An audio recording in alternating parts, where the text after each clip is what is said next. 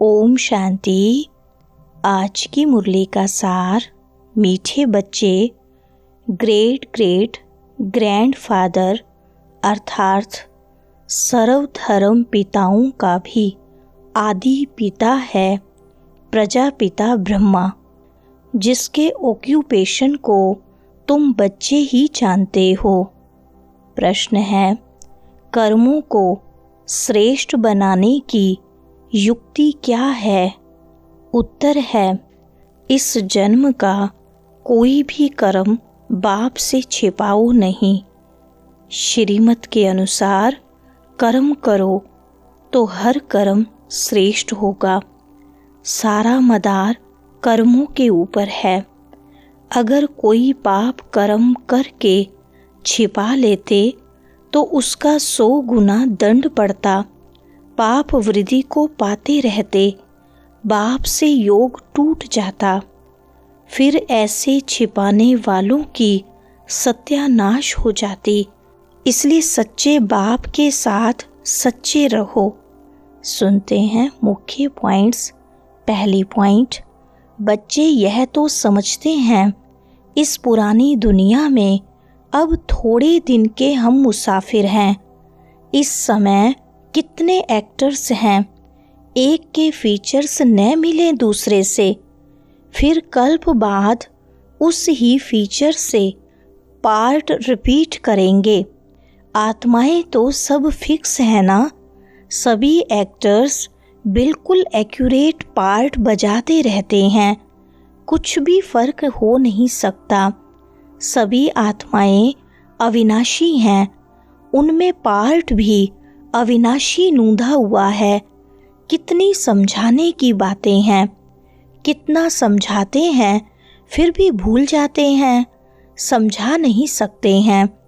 यह भी ड्रामा में होना है। हर कल्प राजाई तो स्थापन होती ही है। दूसरी पॉइंट, अभी हम मनुष्य से देवता बन रहे हैं, यह तो पक्का निश्चय है ना।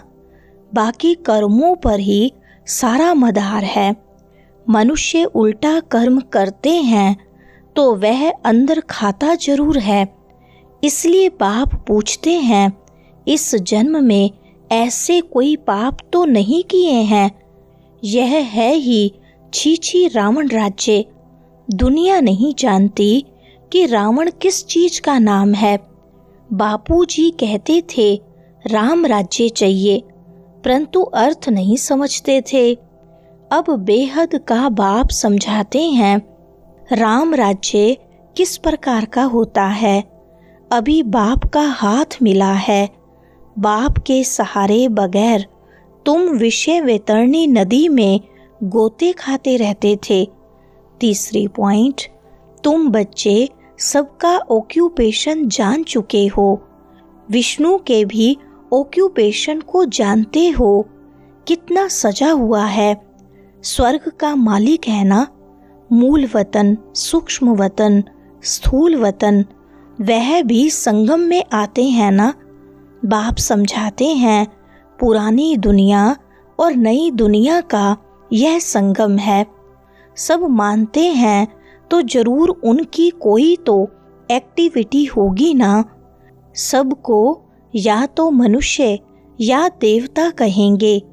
शिव बाबा को तो न देवता न मनुष्य कह सकते, क्योंकि उनको शरीर ही नहीं है। यह तो टेम्परेरी लिया है। खुद कहते हैं, मीठे मीठे बच्चों को मैं शरीर बगैर राजयोग कैसे सिखाऊं। चौथी पॉइंट, मुझे मनुष्यों ने ठीकर भीतर में कह दिया है, परंतु अभी तो तुम बच्चे समझते हो मैं कैसे आता हूँ।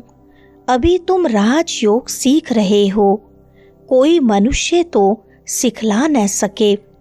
देवताओं ने सतयुगी राजाई कैसे ली? जरूर पुरुषोत्तम संगम युग पर राजयोग सीखे होंगे।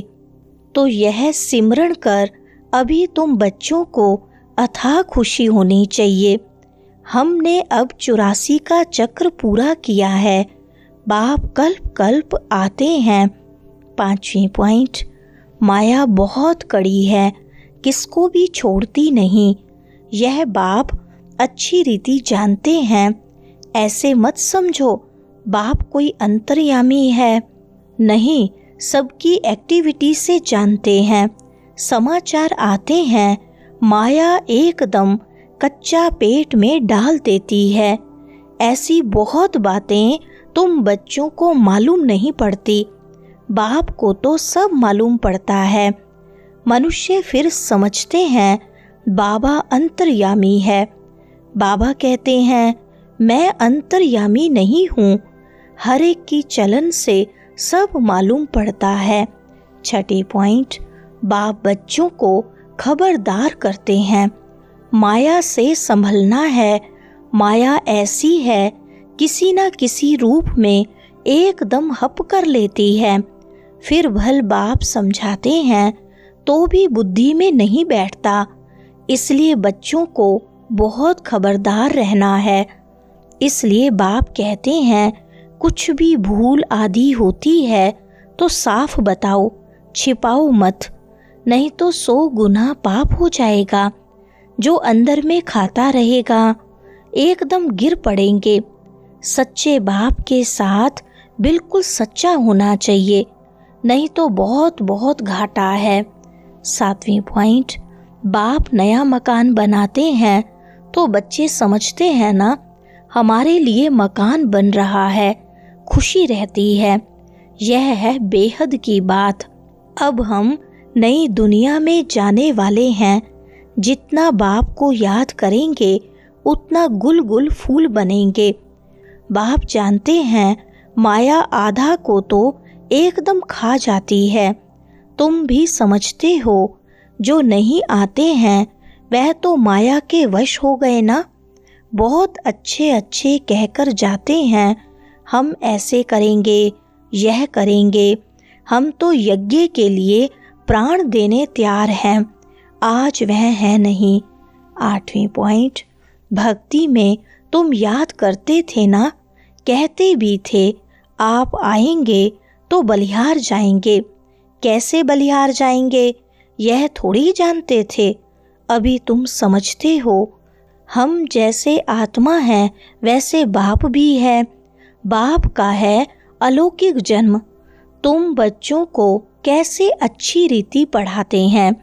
खुद कहते हो यह तो वही बाप है जो कल्प कल्प हमारा बाप बनते हैं।